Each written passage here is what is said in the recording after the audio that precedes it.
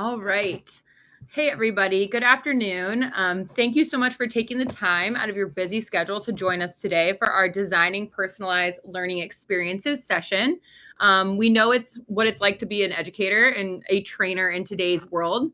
You're working hard, but let's be honest, the one-size-fit-all approach to learning is not realistic. And that feeling that your content isn't quite reaching every single learner in the room is real. We hear you, and that's exactly why we're here today for this session. We're going to move beyond traditional methods and dive deep into adaptive learning design.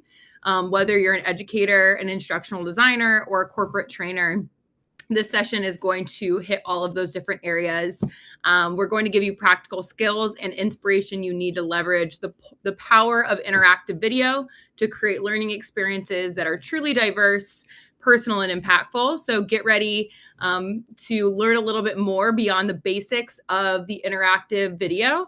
And we're going to have a lot of great content to cover today. So as I read the following quote from Dr. Surat Kurt, in the chat, I want you to think about which word stands out the most from the quote. So I'm going to read it twice. And as I read, pick one word that stands out to you and drop it in the chat. Adaptive learning allows the course material to be customized to the learner, which creates a unique experience not available in traditional classes. Technology-based adaptive learning systems or e-learning systems can provide students with immediate assistance, resources specific to their learning needs, and relevant feedback that students may need. I'm going to read it one more time, and I'm going to look for what words stand out to you in the chat.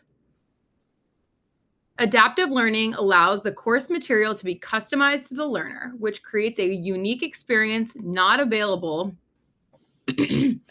in traditional classes. Technology-based adaptive learning systems or e-learning systems can provide students with immediate assistance, resources specific to their learning needs, and relevant feedback that students may need. So I see a lot of people dropping in the chat the words that stand out to them. So I see unique, customized, relevant, adaptive, unique, adaptive. So these are all great takeaways from this quote.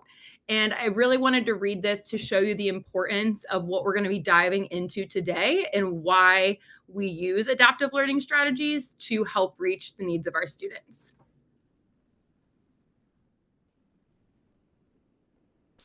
So we're going to look at some benefits of adaptive learning. First, it maximizes personal learning.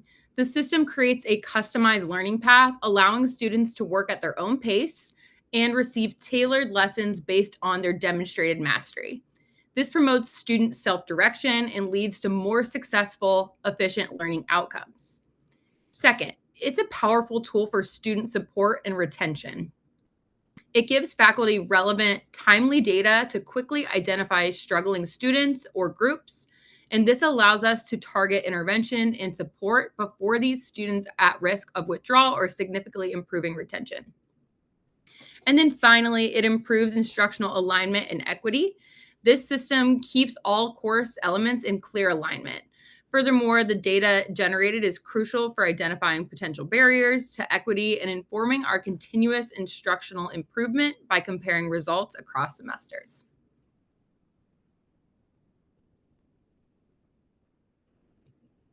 So many of you probably already know about adaptive learning, but let's talk about how interactivity supports adaptive learning.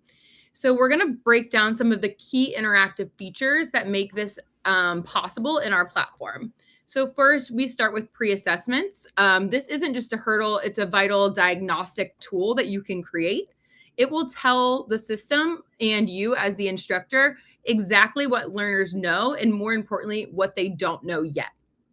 This lets us skip content that they've mastered and keep in saving them time and keeping them engaged in their just right fit of assessment.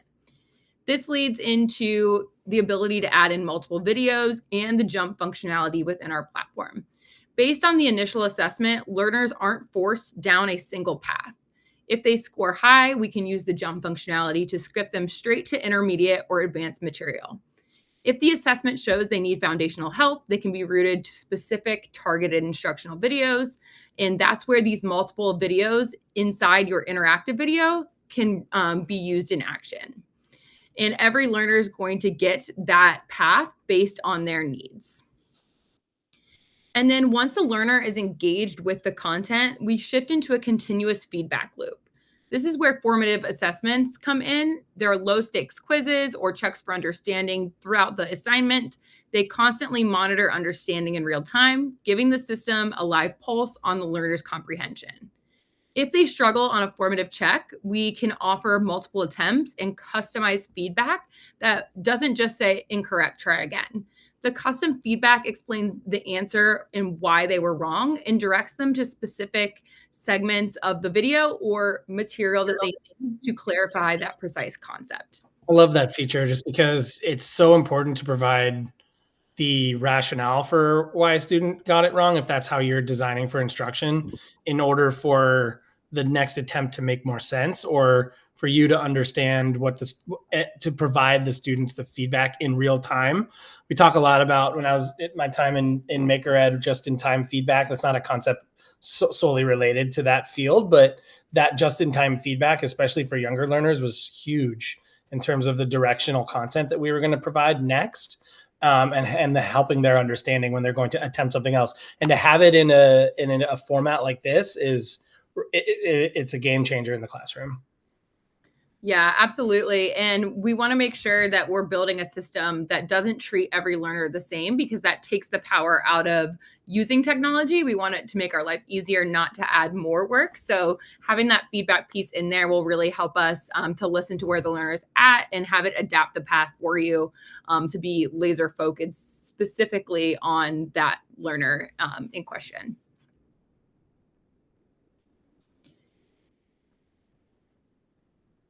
So let's look at an example of using interactivity for adaptive learning by using this 6th grade math standard on finding the area of 2D shapes.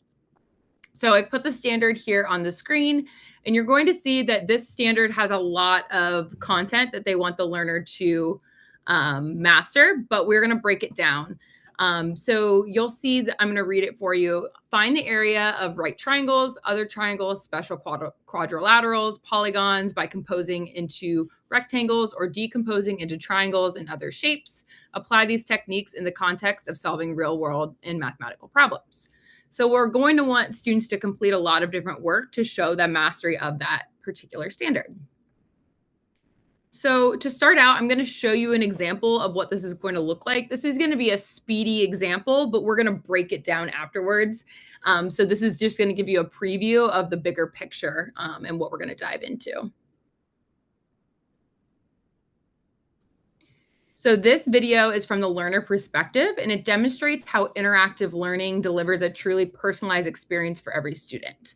It begins with that pre-assessment. The crucial first step measures a learner's prior knowledge on foundational skills like finding the area of rectangles and triangles. The goal is to ensure they start exactly where they need.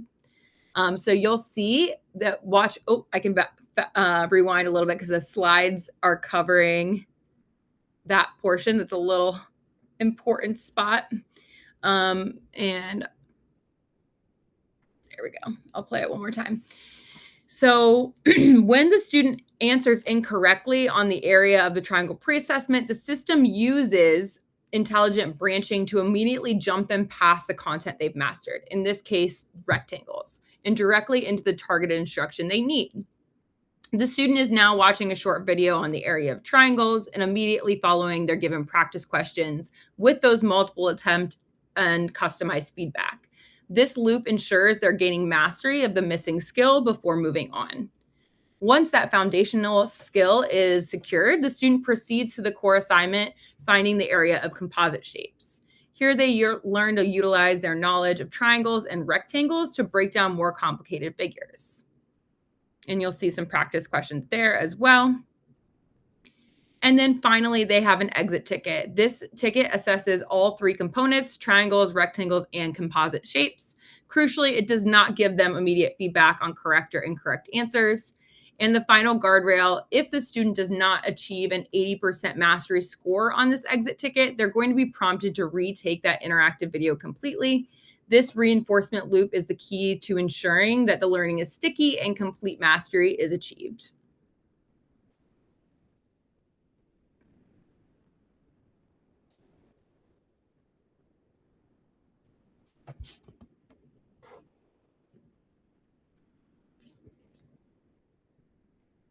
So now we're going to dive into the process that I use to create this adaptive learning lesson, just like the personalized path we just watched.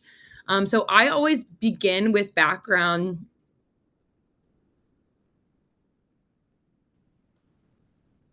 I always begin with backwards planning instead of starting with the content. I start by asking myself what questions will truly demonstrate mastery of the standard or skill. This approach helps me to immediately focus on the most critical learning outcomes. So I create the exit ticket questions first, as they're the ultimate measure of success for the entire lesson. I also recommend using a slightly more rigorous question type for this final assessment, something like a fill in the blank or a construction or a free response. This ensures that students have not just memorized any multiple choice or guessing, but have genuinely internalized the standard and achieved deep mastery of the skill they're trying to accomplish.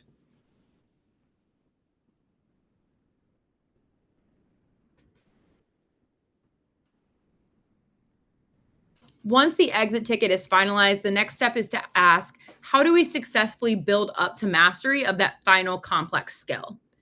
This is where scaffolding comes in. I break the end goal, finding the area of composite shapes, into fundamental topics with skills required.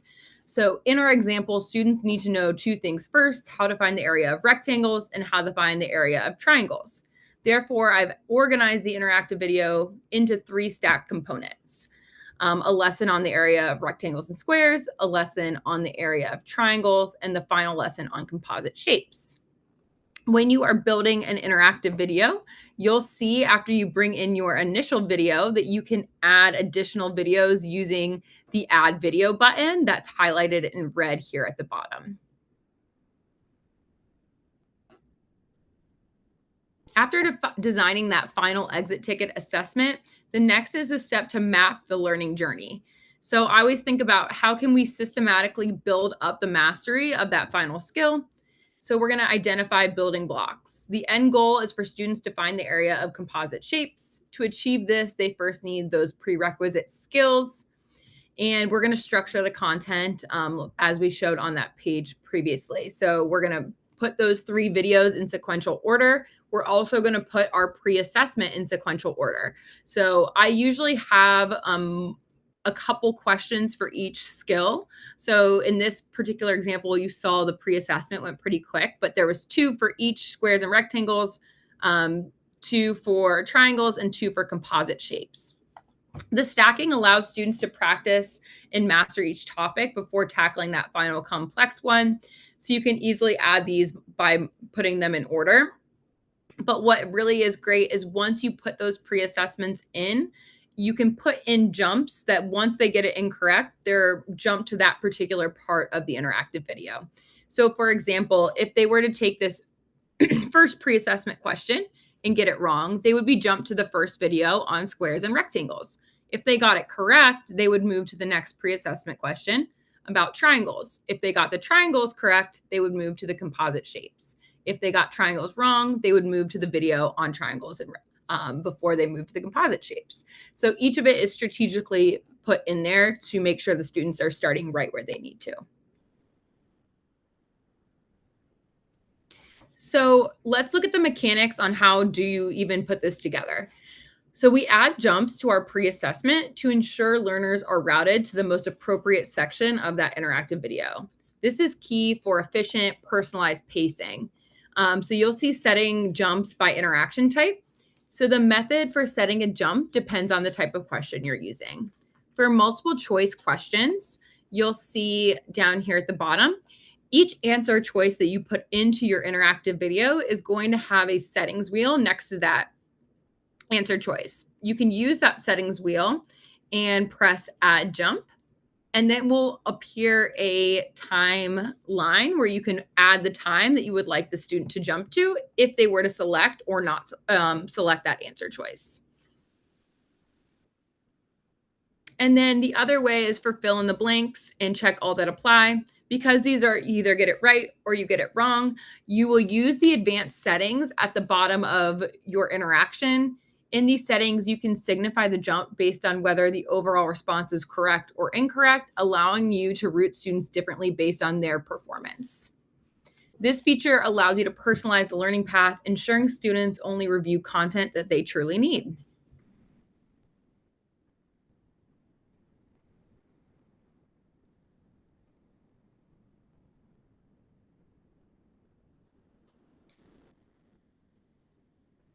So once you've created your exit ticket, your pre-assessment, you've added those jumps in, now you can add in practice questions dedicated to each specific skill. So for these key features for practice questions is you want to add multiple attempts. It's crucial to allow multiple attempts because learning is a process and it gives students the chance to correct mistakes immediately. You also can add that customized guided feedback. This is where the true learning happens. You can add that guided feedback both for correct and incorrect answers. The feedback should clearly explain why the answer was correct or incorrect, guiding the student's thinking before they retry. You'll see these exact settings in action in the following slide, demonstrating how learner experiences the practice questions for that helpful feedback loop.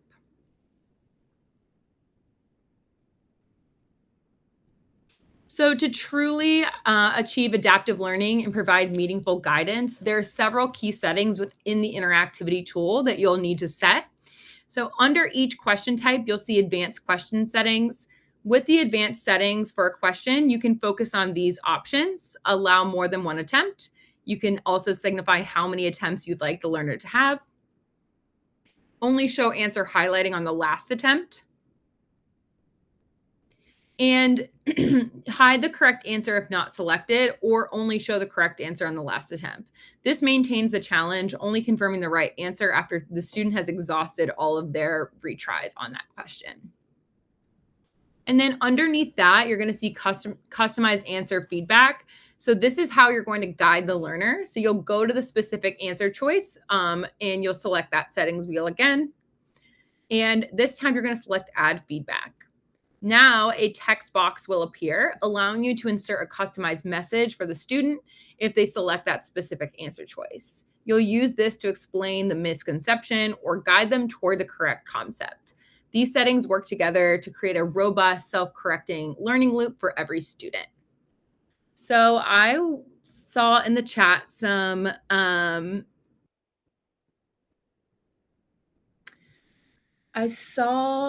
in the chat that we want to see some of this in the designer. So I'm going to open up my account so I can show you all. I am muted. While you're doing that, I know this webinar is designed to share specifically about the features of interactivity that you can use to create these adaptive learning lessons. One thing we're not going to have time to do is kind of talk through the core components of how to utilize the interactive video designer, but we will share some resources on our events page on our YouTube channel. There are intro webinars and some tutorial videos on how you can learn how to do that within this designer. And there was a question about accessing this. So do you want to take them to the app switcher really quick? I don't know if we did that, or were you just landed in interactivity when you logged in? I did, but I can show the app switcher. So when you immediately log in to your account, you'll see that this is your multimedia creation page. Once you're here, you are going to use the drop down in the top left corner to move to the interactivity tab.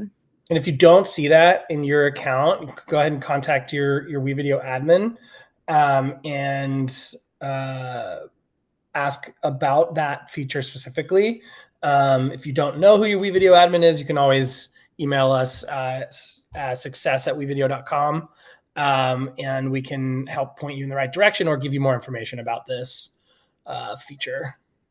Yeah, absolutely. And so then just two things I want to show you from what we went through today. So once you have brought in the video that you want to use, under video segments, you'll see that video here. That add additional video button is going to be right underneath that, and it's going to pull up the same screen that you brought in that initial video from. So that's how you can add multiple videos on the same timeline. The other feature I wanted to show is when you add an interaction in, and we'll just do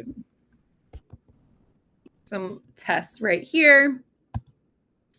You'll see that you're able to add the feedback by going to that answer option, selecting the settings wheel, and you'll see the add feedback option as well as the add jump. So then if they were to select this answer choice, whatever feedback you put in here would deploy to them. Whatever jump time you put here is be where that learner would move to next. And then if I were to add an interaction and use a check all that apply, you'll see under advanced here is where you can set those multiple attempts and other settings that we went through today. So that's just a quick hit on those settings there. And to point on the feedback too, we have a full rich text editor, so it's not just text-based. If that's something that you need to design for in your instruction when you're providing feedback to your students. Yeah, that's a great call out. I really like the rich text editor, especially for inserting links and also putting in file attachments or recording audio. So it really helps you to customize and differentiate that way as well.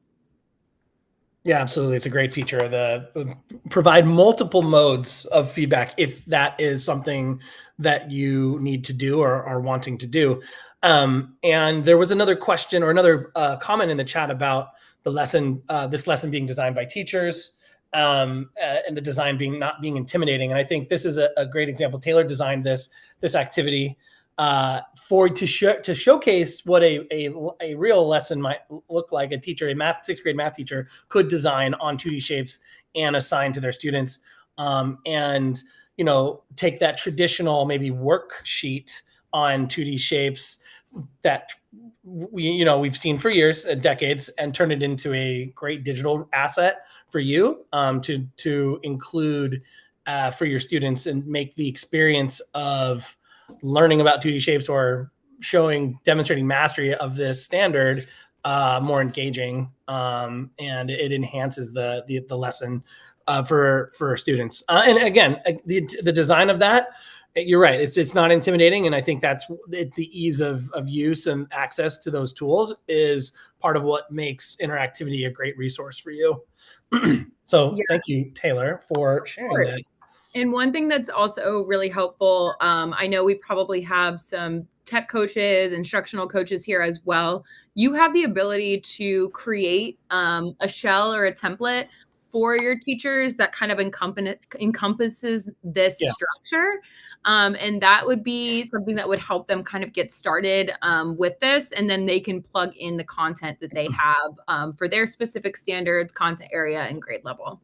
You can also add collaborators to your content that you're making. So grade level teachers can share in this interactive video lesson. Multiple teachers can assign the same lesson in the same grade level. You can copy content and utilize it if you have inspiration from a grade level colleague that you're wanting to use, you can share that lesson, add them as a collaborator, and utilize that across both classrooms, which is a really cool component to the product as well.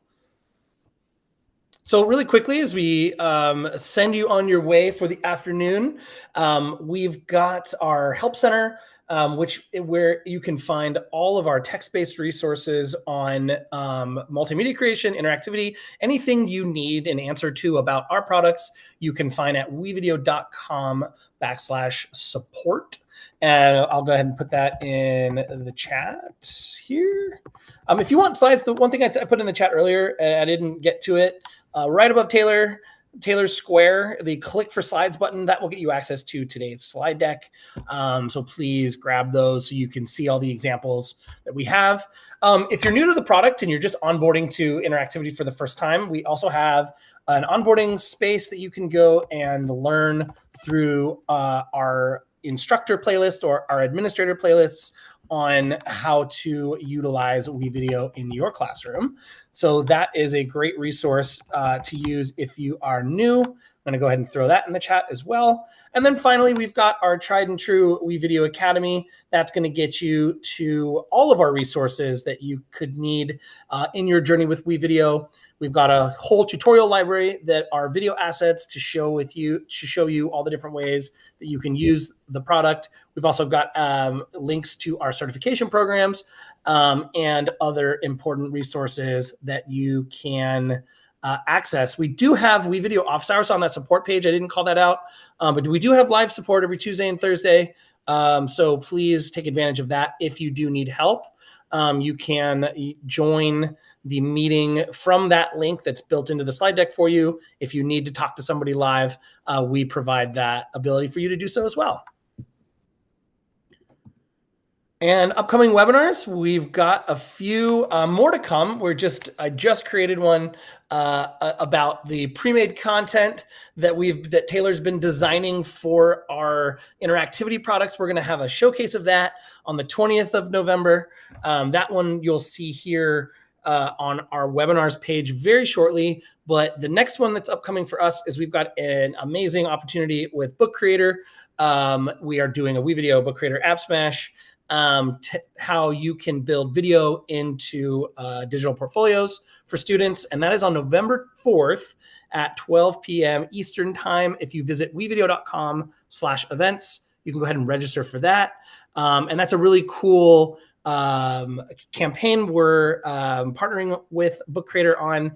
And there are many other app smash opportunities for you to learn as well through that. But I'm very excited about that. I will be on here next Tuesday, November 4th, talking all about that app smash. So we hope to see you back for that. And thank you again for attending our session today. If you'd like to stay in touch, you can join the newsletter. Of course, that's in the slide deck too. And now it's time, and we're 3 minutes past the bottom of the hour. Now it's time to select a winner for a WeVideo swag box. I spied a previous winner in the chat. So you, sir, are not available. And it looks like you're going to win again. Let's get a new winner. Michael Wesley, you've already won a swag box. Well, let's get a new winner. I love that he came back and won for a second time. Let's see. All right. Jennifer Tansey, you are the winner of the WeVideo swag box. Thank you so much for attending today, for watching us live. Hope you learned a lot. Thank you for your comments.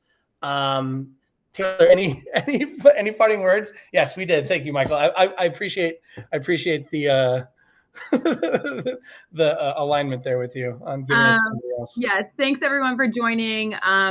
Excited to show you more of things we've been working on, and excited for you guys to dive into adaptive learning strategies. Jennifer, be on the lookout from an email from Kelsey, our events manager, about getting your swag box to you. Hope everyone has a great rest of their Thursday. Bye, everybody. Hope to see you back here. Have a good afternoon, good evening. Thank you again, Taylor, and thank you all for viewing, and we'll see you next time. Bye now. Bye.